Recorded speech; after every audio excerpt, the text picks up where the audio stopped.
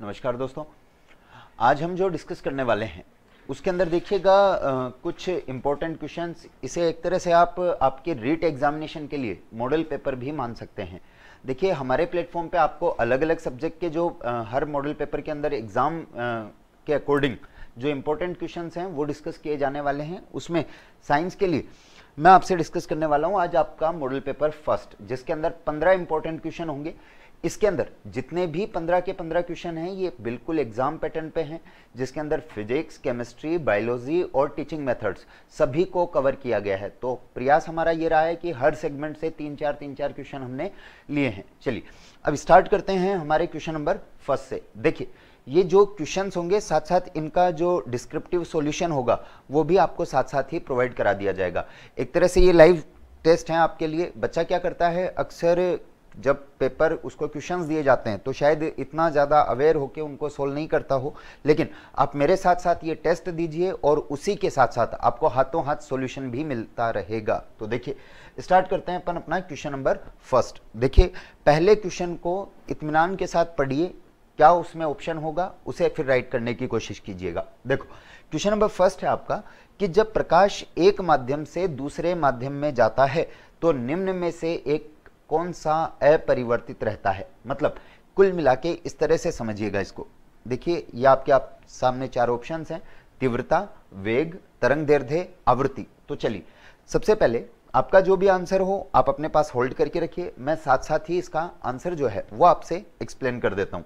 देखो भाई, आप सभी जानते हैं कि जब प्रकाश की किरण एक माध्यम से दूसरे माध्यम में जाती है तो देखिए क्या होगा, ध्यान से समझिएगा। सपोज कीजिए यह आपके पास आपका प्लेन है जिस पर प्रकाश की किरण आपतित हो रही है।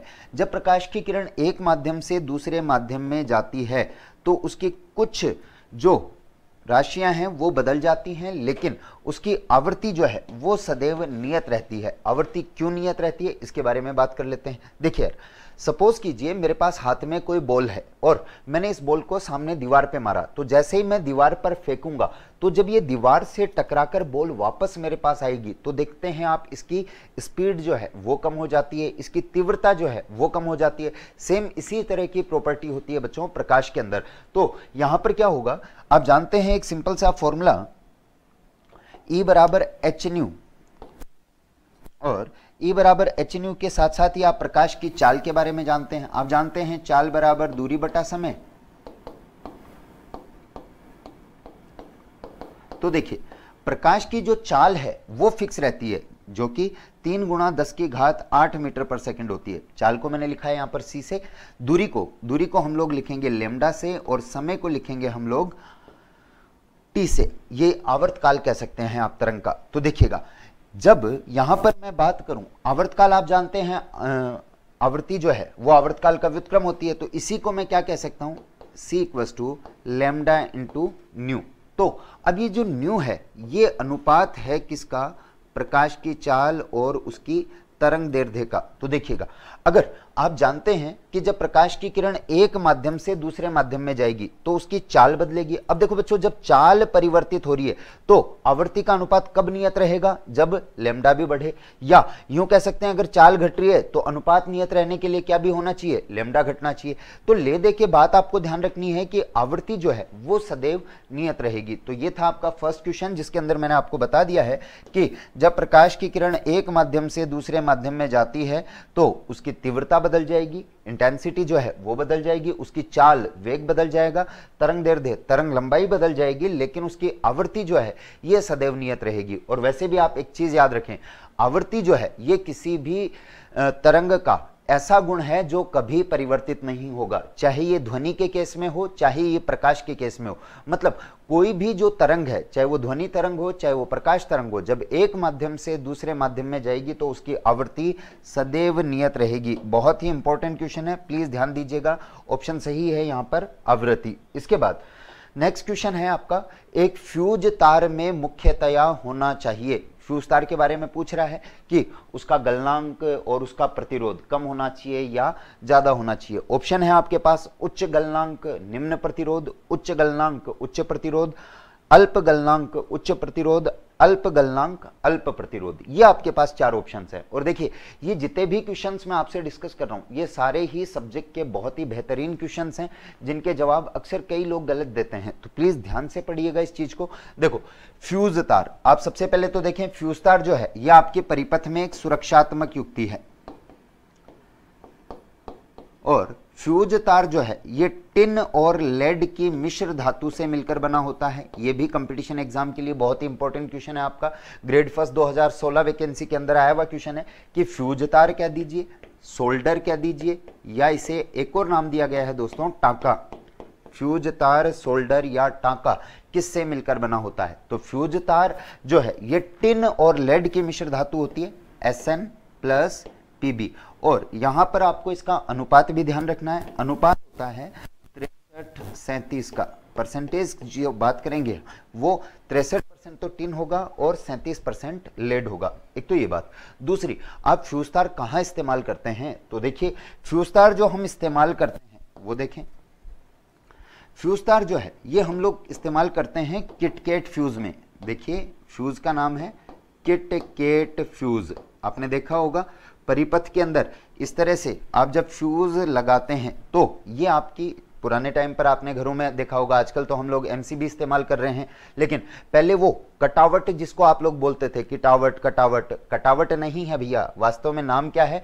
किटकैट, लेकिन उसी को अपभ्रंश रूप में आजकल आप लोग क्या बोल देते हैं? कटावट, बाकी वास्तविक नाम क्या है? किटकैट। अरे जैसे लवण, नमक, उसको लूण क्या देते हैं ना, उसी तरह से किटकैट है सही वर्ड, लेकिन उसको क्या बोल दिया जाता है? कटावट बोल दिया जाता है हम बोलचाल की भाषा में।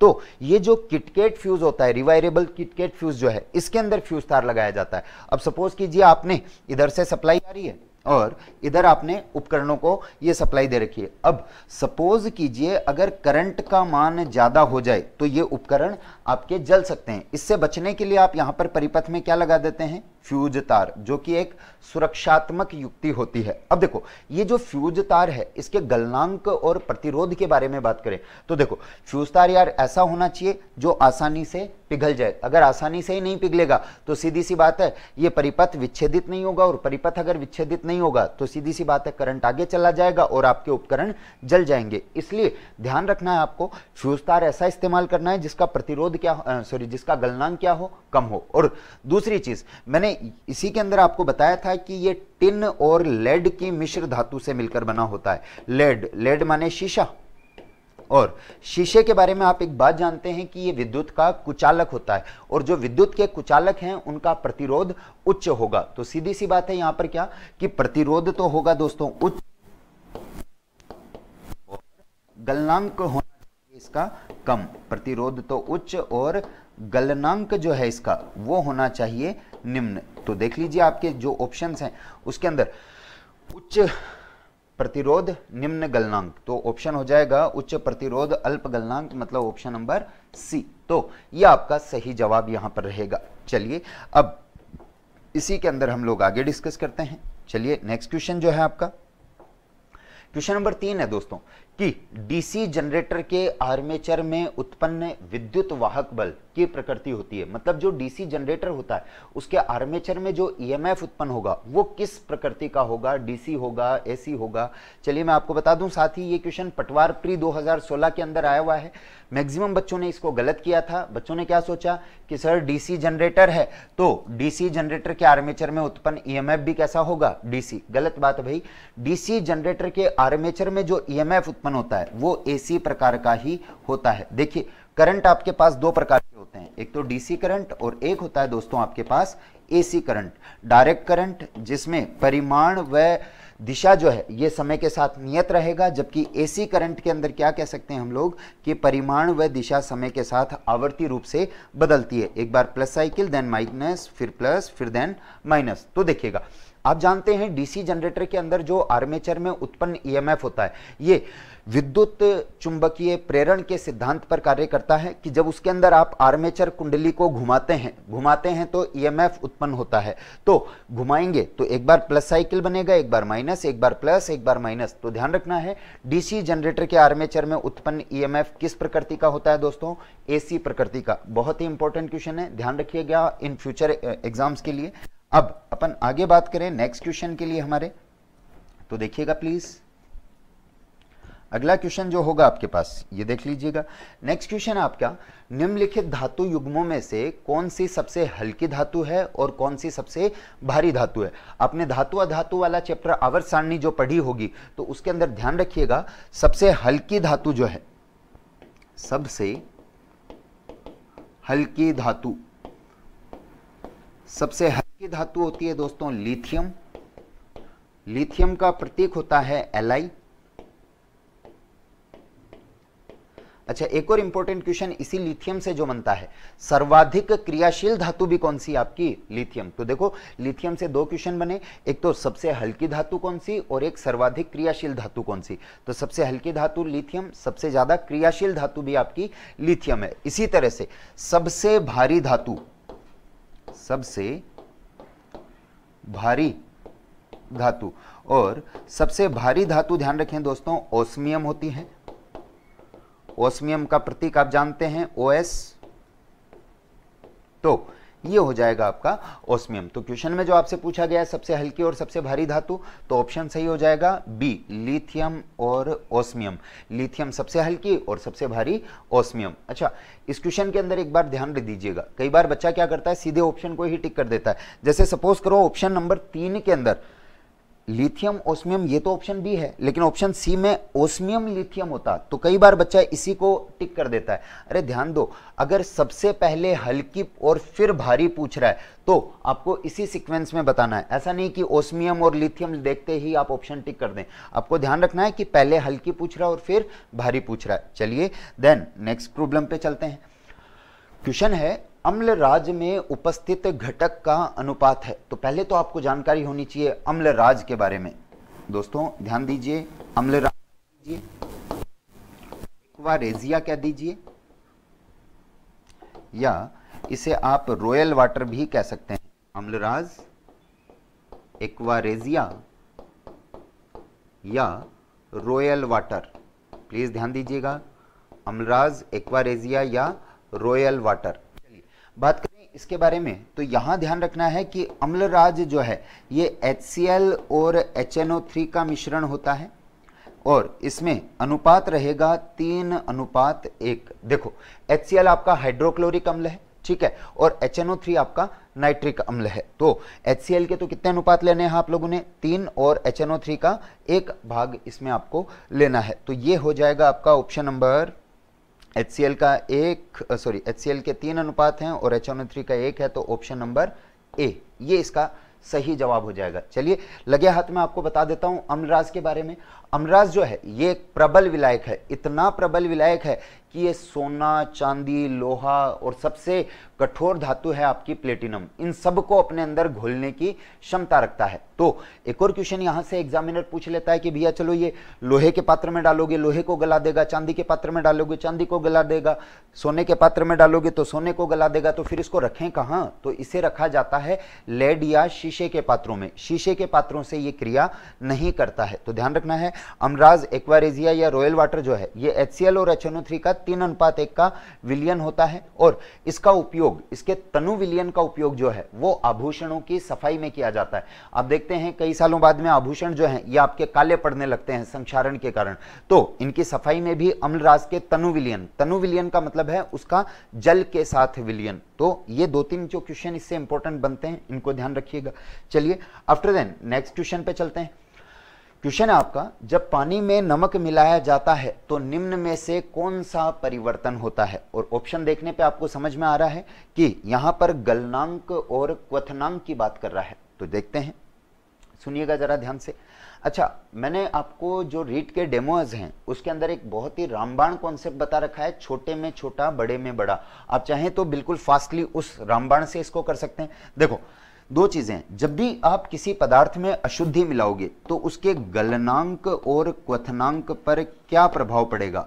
तो ध्यान दीजिएगा, एक तो घटता है और एक बढ़ता है। अब देखो कौन सी चीज घटेगी, कौन सी चीज बढ़ेगी, बच्चा खूब कॉन्सेप्ट वाइज इस चीज को समझता है, लेकिन लास्ट में बात क्या रहती है कि एग्जाम में कंफ्यूज होता है। मैं कहता हूं मेरा रामबाण जो है वही आप इसमें लगाएं। देखो एक चीज तो घटेगी और एक चीज बढ़ेगी, मतलब एक तो होगी कम और एक होगी ज्यादा। तो देखिए मैंने लिखा कम और ज्यादा। रामबाण था मेरा छोटे में छोटा, बड़े में बड़ा। तो देखो गलनांक छोटा नाम है जबकि क्वथनांक बड़ा नाम है। इसी तरह से कम छोटा नाम है जबकि ज्यादा बड़ा नाम है। तो रामबाण से देखिए गलनांक तो घटेगा और क्वथनांक बढ़ेगा। तो देखिएगा क्वथनांक बढ़ता है और जमाव बिंदु घटता है। जमाव बिंदु मतलब गलनांक कह सकते हैं आप एक तरह से, हिमांक होता है ये। तो गलनांक बढ़ता है और जमाव बिंदु जो है ये इसका घटेगा। ठीक है, ये चीज आपने डेली लाइफ में भी देखी है। देखो गांव में जब पहले आइसक्रीम बेचने वाले आते थे, ठीक है, तो वो आइसक्रीम का जो अपने साइकिल पे जो एक पेटी टाइप का रखते थे उसमें वो नमक साइड में लगा के रखते थे। क्यों? क्योंकि जब नमक है वहां पर तो नमक एक तरह से अशुद्धि है, तो नमक के कारण उसका गलनांक क्या हो जाएगा दोस्तों, कम हो जाएगा और वो आइसक्रीम जल्दी नहीं पिघलेगी। तो ये उसका प्रैक्टिकल अप्रोच से आप देख सकते हैं। चलिए नेक्स्ट क्वेश्चन जो है आपका बहुत ही इंपॉर्टेंट क्वेश्चन है। अक्सर आम बच्चा जो है वो इसका गलत जवाब ही देता है और मैं ये कह सकता हूं ये वो प्रश्न है जिसने कई बच्चों का सिलेक्शन अब तक रोका होगा। देखिए क्वेश्चन जरा ध्यान से पढ़िएगा। कमरे में रखे फ्रिज का या रेफ्रिजरेटर का दरवाजा खोलकर आप कमरे को ठंडा कर सकते हैं, गर्म कर सकते हैं। मतलब इसको इस तरह से समझिएगा कि यदि बंद कमरे में फ्रिज का दरवाजा खुला छोड़ दिया जाए तो कमरा ठंडा होगा या कमरा गर्म हो जाएगा। इस तरीके से इसके ऑप्शंस आते हैं। तो देखिएगा अगर आपने एक बंद कमरे में फ्रिज का दरवाजा खुला छोड़ दिया तो आम बच्चा क्या सोचता है कि साहब फ्रिज का दरवाजा खुला छोड़ दिया, फ्रिज का दरवाजा खुला छोड़ दिया, फ्रिज तो ठंडा है। फ्रिज ठंडा है तो बच्चा क्या सोचेगा कि सर कमरा भी धीरे धीरे ठंडा हो जाएगा। बिल्कुल गलत बात, बिल्कुल गलत बात। ध्यान दीजिएगा, अगर कमरे में रखे फ्रिज का दरवाजा खुला छोड़ दिया जाए तो कमरे का ताप बढ़ता है। आप अंततः इसे गर्म कर सकते हैं थोड़ा बहुत। ऐसा नहीं है कि बिल्कुल हीटर हो जाएगा, लेकिन थोड़ा बहुत ताप बढ़ेगा। अब ऐसा क्यों होता है इसको समझिएगा। देखिए कमरा क्या है बच्चों, बंद है। फ्रिज के अंदर होता क्या है, फ्रिज आपने अगर फ्रिज के बारे में बात करें तो फ्रिज में जैसे सपोज कीजिए आपने कोई वस्तु को रखा, अब फ्रिज उसको ठंडा कैसे करता है, फ्रिज उसको ठंडा ऐसे करेगा कि उसकी जो हीट है उसको वो कहाँ फेंकेगा, बाहर की ओर। जो आपका फ्रिज के पीछे कंप्रेसर लगा होता है तो वो कंप्रेसर क्या करता है, उस गर्मी को पीछे पास कर देता है। तो सेम चीज एसी वगैरह के अंदर भी तो ऐसा ही होता है। एसी रूम को तो ठंडा करती है, लेकिन बाहर जो कंप्रेसर लगा होता है उससे आप देखिएगा बहुत गर्मी जो है, हीट जो है वो बाहर निकलती है। तो आपका कमरा तो बंद है। अब देखिए अगर आपने फ्रिज का दरवाजा खुला छोड़ दिया तो ये जो गर्म वायु है कमरे की, ये या नॉर्मल वायु जो है ये फ्रिज से संपर्क में आएगी तो वो ठंडा होगी। ठंडा होने के लिए कंप्रेसर क्या करेगा, जो हीट है उसको बाहर फेंकेगा और धीरे धीरे ये साइकिल चलते चलते आपका कमरा क्या हो जाएगा भैया, गर्म हो जाएगा। तो क्या है, कमरे में रखे फ्रिज का दरवाजा खुला छोड़कर आप कमरे को गर्म कर सकते हैं। इसी से रिलेटेड एक और क्वेश्चन आपका जो बनता है कि यदि बंद कमरे में पंखा चालू छोड़ दिया जाए तो क्या होगा। तो बंद कमरे में यदि हम पंखा चालू छोड़ देते हैं तो भी कमरे का तापमान बढ़ता है। तो ये दो इंपॉर्टेंट क्वेश्चन है ऊष्मा से रिलेटेड, ध्यान रखने हैं आपको। चलिए नेक्स्ट क्वेश्चन जो है आपका, पारे में ऊष्मा का संचरण होता है। तो देखिए पारा वैसे तो द्रव है, एकमात्र ऐसी धातु जो कि कमरे के ताप पर द्रव अवस्था में पाई जाती है। तो आप क्या टिक करेंगे, पारा मरकरी Hg। अब देखो ऊष्मागतिकी में ऊष्मा के संचरण की विधियां आपने पढ़ी हैं, चालन, संवहन और विकिरण, कंडक्शन, कन्वेक्शन एंड रेडिएशन। तो देखिए ये जो तीन विधियां हैं, चालन विधि प्राय पाई जाती है बच्चों ठोस में, संवहन विधि द्वारा ऊष्मा का संचरण होता है द्रव तथा गैस में, और विकिरण विधि में माध्यम की आवश्यकता नहीं होती। रीट 2016 वैकेंसी का क्वेश्चन है। तो विकिरण विधि निर्वात में भी लागू होती है, लेकिन जब आप आने वाली क्लासेस हमारी अटेंड करेंगे तो उसमें हम चालन, संवहन, विकिरण विधियां जहां मैं आपको पढ़ा रहा हूँगा या जहां मैंने पढ़ा चुकी होंगी तो वहां मैंने आपको कह रखा है कि जनरली चालन विधि जो है ये ठोस में पाई जाती है, लेकिन इसका एक अपवाद है, और अपवाद है दोस्तों पारा। पारा जो है ये द्रव है, लेकिन फिर भी इसके अंदर ऊष्मा का संचरण किस विधि द्वारा होगा, चालन द्वारा। नॉर्मली स्टूडेंट इसके अंदर संवहन टिक कर देगा। बच्चा क्या सोचेगा कि संवहन विधि, द्रव तथा गैस के अंदर उष्मा का चालन जो है संवहन द्वारा होता है और पारा तो द्रव है, तो वो क्या टिक करेगा, संवहन। नहीं, हटके हैं ये क्वेश्चंस, जितने भी मैं आपसे डिस्कस कर रहा हूं सारे ही बहुत ही बेहतरीन क्वेश्चंस हैं। प्लीज ध्यान दीजिएगा किसके द्वारा होगा, उसमें ठोस ना होते हुए भी पारा द्रव है, लेकिन फिर भी उसमें उष्मा का संचरण किस विधि द्वारा होगा, चालन विधि द्वारा। चलिए आफ्टर देन नेक्स्ट क्वेश्चन की बात करते हैं। अगला क्वेश्चन देखिएगा, बायोलॉजी से रिलेटेड है, बायोटेक्नोलॉजी से रिलेटेड है। क्वेश्चन है, जीन अभियांत्रिकी द्वारा विकसित सुपर बग है। देखो सुपर बग क्या चीज होती है। सपोज कीजिए मेरे पास एक कागज है और एक प्लास्टिक है, मैंने दोनों को जमीन में गाड़ दिया है, ठीक है, और मैं 1 महीने बाद में जब उस मिट्टी को हटाऊंगा तो मैं क्या देखता हूं कि कागज तो वहां पर अपघटित हो चुका है, गल चुका है, लेकिन जो प्लास्टिक है वो वहां पर गलेगा नहीं, अपघटित नहीं होगा। ठीक उसी प्रकार से तेलीय अपशिष्ट जो है नदी नालों में, ये जो तेलीय अपशिष्ट चले जाते हैं उद्योगों से, तो तेलीय अपशिष्टों का अपघटन संभव नहीं है, जिसके कारण जल प्रदूषण की समस्या होती है, अपघटन संभव नहीं है। इन तेलीय अपशिष्टों के अपघटन के लिए डॉक्टर आनंद मोहन चक्रवर्ती ने, प्लीज ध्यान दीजिएगा, डॉक्टर आनंद मोहन चक्रवर्ती ने स्यूडोमोनास पुटिडा, ध्यान रखें स्यूडोमोनास पुटिडा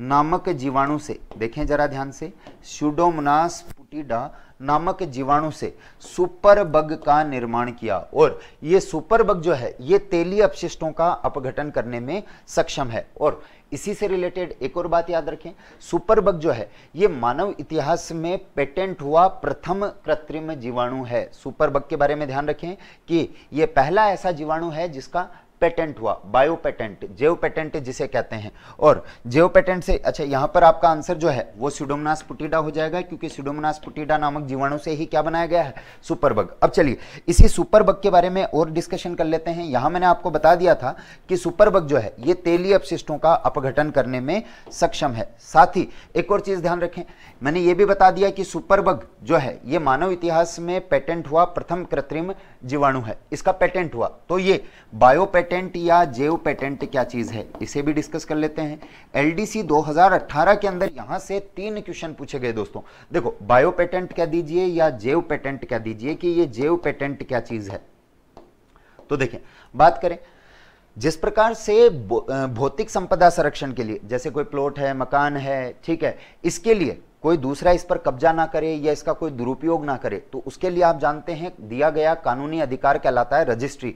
ठीक उसी प्रकार से कोई खोज, आविष्कार, मतलब जो बौद्धिक संपदा है उसके संरक्षण के लिए दिया गया कानूनी अधिकार कहलाता है जेव पेटेंट। और जो पेटेंट एक्ट है, अब जो ये 3 बातें मैं लिख रहा हूं ये तीनों एलडीसी 2018 में पूछी गई है।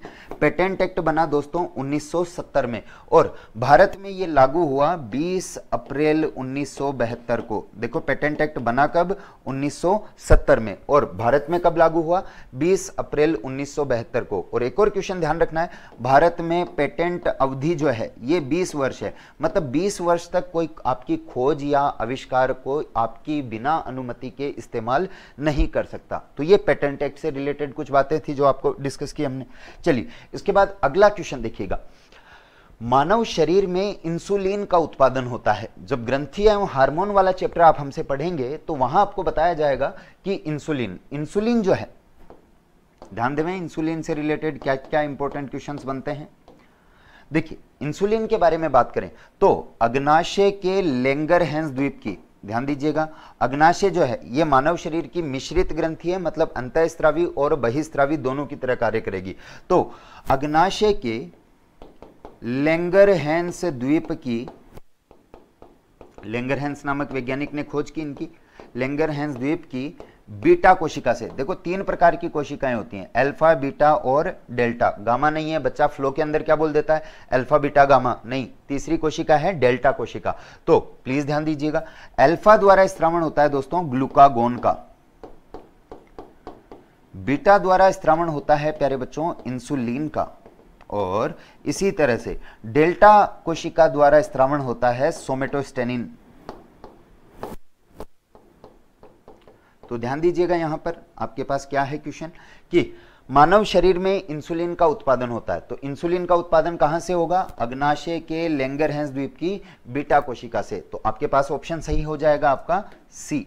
ये देखिएगा, पीनियल, थाइमस, अग्नाशय, पीयूष, ये 4 ऑप्शन थे, उसमें से राइट आंसर हो जाएगा आपका अग्नाशय। चलिए यही बात कर लेते हैं इंसुलिन से रिलेटेड और इंपॉर्टेंट क्वेश्चन जो एग्जाम्स के अंदर आपसे पूछे जाते हैं। तो देखिएगा, सबसे इंपॉर्टेंट क्वेश्चन है, इंसुलिन जो है ये इंसुलिन करता है ग्लूकोज को ग्लाइकोजन में बदलने का कार्य। प्लीज ध्यान दीजिए, ग्लूकोज को ग्लाइकोजन में कौन बदलता है दोस्तों? इंसुलिन। ग्लूकोज को ग्लाइकोजन में, आपकी बॉडी के अंदर जो भोजन का संग्रहण होता है वो ग्लाइकोजन की फॉर्म में होता है, पादपों में स्टार्च के रूप में और जीव जंतुओं में ग्लाइकोजन के रूप में। तो आप जो भी भोजन ग्रहण करते हैं उसमें ग्लूकोज होता है, ठीक है। उस ग्लूकोज को ग्लाइकोजन में कौन बदलेगा? इंसुलिन। और ग्लूकोज की आवश्यक मात्रा जो है हमारे शरीर में ये होनी चाहिए 80 से 120 मिलीग्राम, ठीक है। अब सपोज करो किसी भी कारण से अग्नाशय में कोई गड़बड़ी हो गई, अग्नाशय में कोई डैमेज हो गई, ठीक है, तो इसके कारण किसका स्त्रावण नहीं हो पाएगा? इंसुलिन का। अब इंसुलिन किसको किस में बदल रहा है? ग्लूकोज को ग्लाइकोजन में। तो अगर इंसुलिन कम हो चुका है तो शरीर में ग्लूकोज की मात्रा बढ़ जाएगी, और ये जो ग्लूकोज की मात्रा बढ़ जाती है इसे कहते हैं मधुमेह, डायबिटीज या शुगर। और मधुमेह के रोगियों को किसके इंजेक्शन लगाएंगे भैया?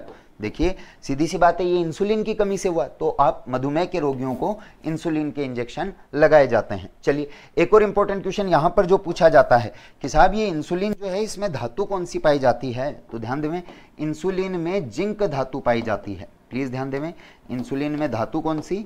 जिंक धातु, Zn जो है ये पाई जाती है। तो ये इंसुलिन से रिलेटेड क्वेश्चंस जो आपके एग्जाम्स में आते रहते हैं वो डिस्कस किए। चलिए देन क्वेश्चन नंबर 11 आपका क्वेश्चन है कि मानव मूत्र का पीला रंग किस वर्णक के कारण होता है? देखिए मूत्र जो है उसका रंग पीला किसके कारण होता है? तो मानव मूत्र का पीला रंग होता है यूरोक्रोम के कारण। ध्यान देवें, इंपॉर्टेंट क्वेश्चन है, मानव मूत्र का पीला रंग किसके कारण? यूरोक्रोम के कारण। होता क्या है वास्तव में?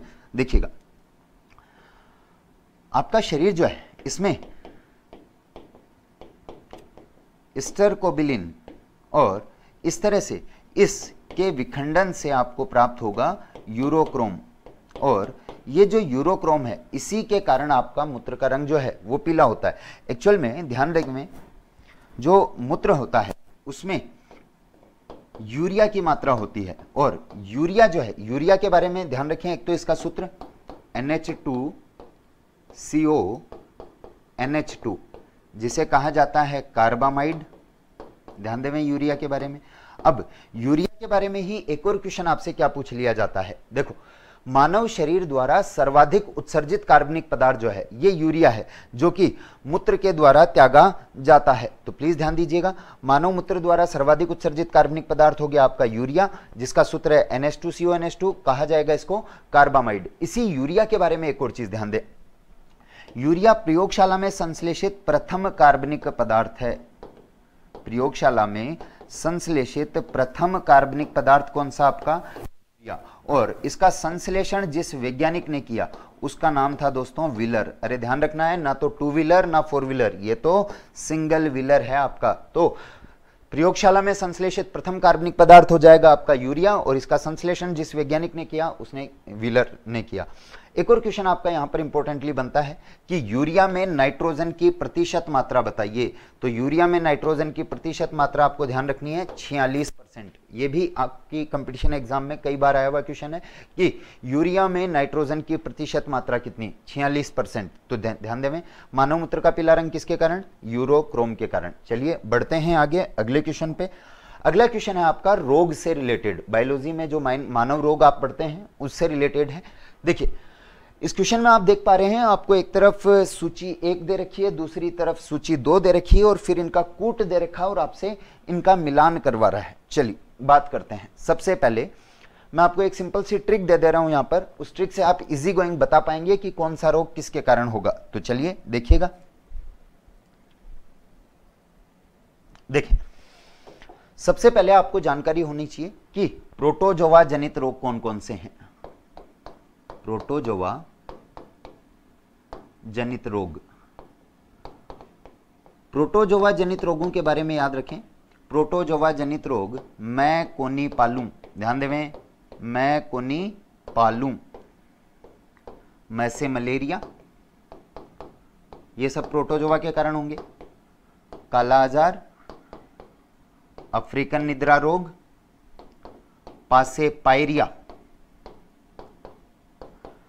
पायरिया जो है ये मसूड़ों से संबंधित बीमारी है जो कि किस करने से फैलती है। अरे पायरिया किससे, किससे, ध्यान देवें, पूछ नहीं रहा हूं, बता रहा हूं, पायरिया किससे होता है, इसलिए इसे चुंबन रोग भी कहा जाता है। और ल्यू से याद रखना आपको, ल्यूकोरिया, ये महिलाओं में होने वाला श्वेत प्रदर रोग है। चलिए इसी के बाद बात करें प्रोटोजोआ जनित रोग मैकोनीपालुम, इसके बाद बैक्टीरिया या जीवाणु जनित रोग जो हैं, बैक्टीरिया या जीवाणु के केस में आपको क्या ध्यान रखना है, या आपको ध्यान रखना है मोक्सकुहेटाजी। ट्रिक याद रखें, मोक्सकुहेटाजी। इस सिंपल ट्रिक से आप रोग से रिलेटेड कोई भी क्वेश्चन गलत नहीं करेंगे। तो देखो, जी से तो हो जाएगा आपका जीवाणु, मो से मोतीझरा,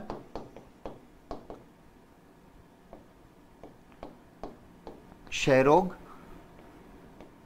कुष्ठ, हैजा और टाइफाइड, ये हैं आपकी जीवाणु बैक्टीरिया जनित रोग। साथ ही अपन बात करें कि वायरस विषाणु जनित रोग कौन कौन से हैं आपके पास, तो ध्यान देवें, वायरस या विषाणु जनित रोगों के लिए ट्रिक याद रखिएगा, ए पी पो चिर खड़े। देखो दोस्तों, ए पी पो चिर खड़े, देखिए ये रोग कौन कौन से हैं आपके पास, तो देखो A4 हो जाएगा आपके पास एड्स, पी से पीलिया, पोलियो, चिकन पॉक्स, छोटी माता बड़ी माता, ये जितनी भी माताएं हैं ये सब वायरस के कारण होती हैं। चिकन पॉक्स, रे से रेबीज, ख से खसरा और डे से हो जाएगा आपका डेंगू। तो देखिएगा, ये मैंने आपको कुछ रोग बता दिए हैं कि प्रोटोजोआ के कारण कौन कौन से हैं, बैक्टीरिया के कारण कौन कौन से हो रहे हैं और वायरस के कारण कौन कौन से हैं। और आपके क्वेश्चन के अंदर आपसे यही पूछा जा रहा था। देखिए क्वेश्चन के अंदर बात करूं तो क्वेश्चन के अंदर आपसे पूछा गया दोस्तों, प्लीज ध्यान दीजिएगा, सूची 1 को सूची 2 से सुमेलित कीजिए। तो देखो सबसे पहली बीमारी है आपकी मलेरिया, और इस मलेरिया के बारे में मैं आपसे बात करूं तो देखो यहां मैंने आपको बताया था कि प्रोटोजोआ जनित रोग कौन कौन से हैं। तो प्रोटोजोआ जनित रोग कौन सा है, जैसे मलेरिया है, तो मलेरिया पूछ रहा है, तो मलेरिया किसके कारण होगा, प्रोटोजोआ के कारण। तो देखें प्लीज इसको ध्यान से, मलेरिया होगा आपका प्रोटोजोआ के कारण। तो यहां पर आप आंसर क्या टिक कर देंगे, 1 का 4। तो देखिए अब भी आपके पास 2 ऑप्शन है। तो अब चलिए पोलियो के बारे में देखते हैं। तो पोलियो के बारे में देखें, यहां पर पोलियो किसके कारण होगा, वायरस के कारण। तो वायरस विषाणु 3 नंबर, तो ये भी दोनों ही ऑप्शन में है, तो इससे भी आप सही नहीं कर पाएंगे। आगे देखिएगा तपेदिक, तो तपेदिक के अंदर देखिएगा ये यहीं पर है आपका बैक्टीरिया जीवाणु जनित रोग, मोतीझरा, क्षय, कुष्ठ, हैजा, टाइफाइड, ये जो है तपेदिक रोग, ये किसके कारण होगा आपका, ये होगा आपका जीवाणु के कारण। तो ये तीसरे का मिलान हो जाएगा 2 नंबर के साथ। तो तीसरे का मिलान 2 नंबर के साथ, मतलब ऑप्शन नंबर फर्स्ट आपका जो है वो यहां पर सही जवाब हो जाएगा। तो प्लीज ध्यान दीजिएगा, ध्यान दीजिएगा, ट्रिक ध्यान रख लीजिएगा। क्या बताई है मैंने आपको,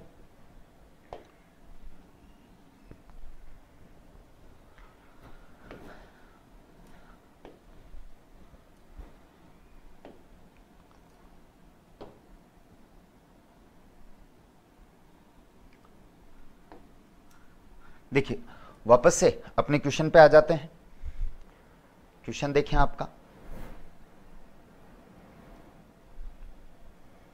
क्वेश्चन में कहा है कि सूची 1 को सूची 2 से सुमेलित कीजिए।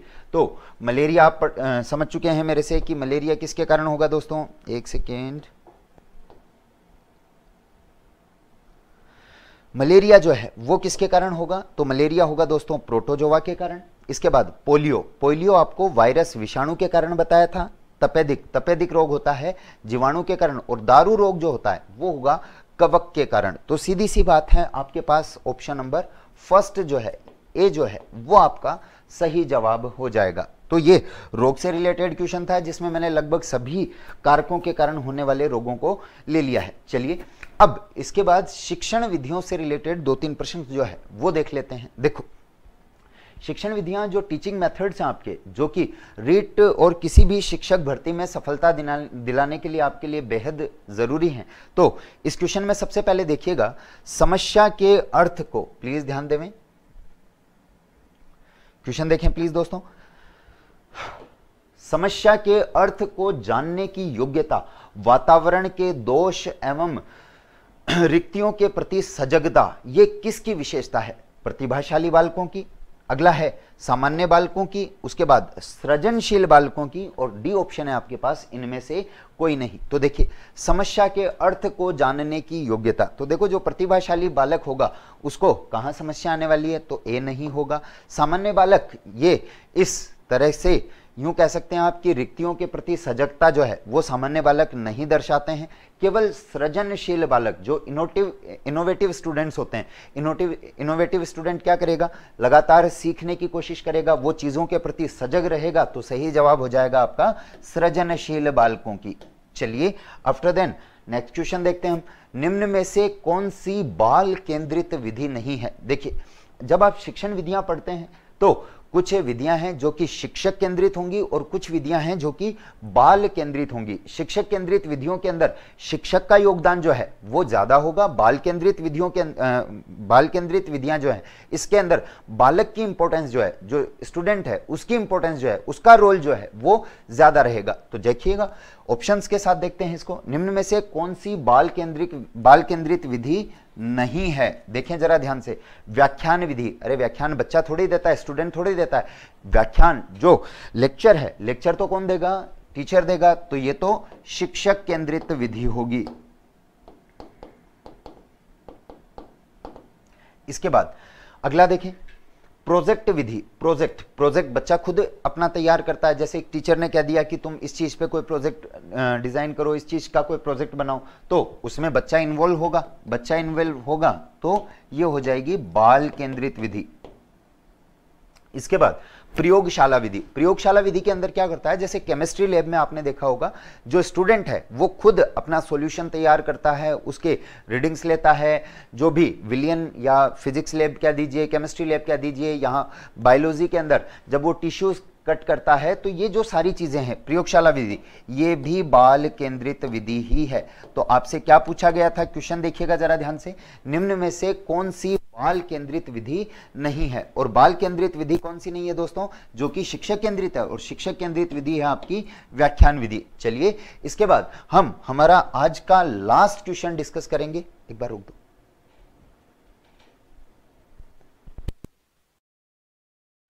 चलिए लास्ट क्वेश्चन जो है हमारा वो देखते हैं, विज्ञान शिक्षण के छात्र के व्यवहार में परिवर्तन आता है। तो देखिए, साइंस का जो स्टूडेंट है उसके व्यवहार में क्या क्या परिवर्तन आता है, किस किस चीज का परिवर्तन आता है? तो समस्या का विश्लेषण, बिल्कुल सही बात है कि जो साइंस स्टूडेंट है वो कोई भी प्रॉब्लम जो है उसका एनालिसिस जो है वो बड़ी आसानी से कर पाता है, तो सही बात है। तथ्यों की उपयुक्तता की जांच, देखिए साइंस जो आपका सब्जेक्ट है वो कॉन्सेप्ट्स पर आधारित है, फैक्ट्स पर आधारित है, तो जो फैक्ट्स होंगे उनकी उपयुक्तता की वह जांच कर सकता है। साथ ही तथ्यों में परस्पर उपयुक्तता की जांच, वो एक कॉन्सेप्ट से दूसरे कॉन्सेप्ट को बड़ी आसानी से मैच भी कर सकता है, कोरिलेट भी कर सकता है। तो ये तीनों ही इसके सही जवाब हैं, तो सही जवाब हो जाएगा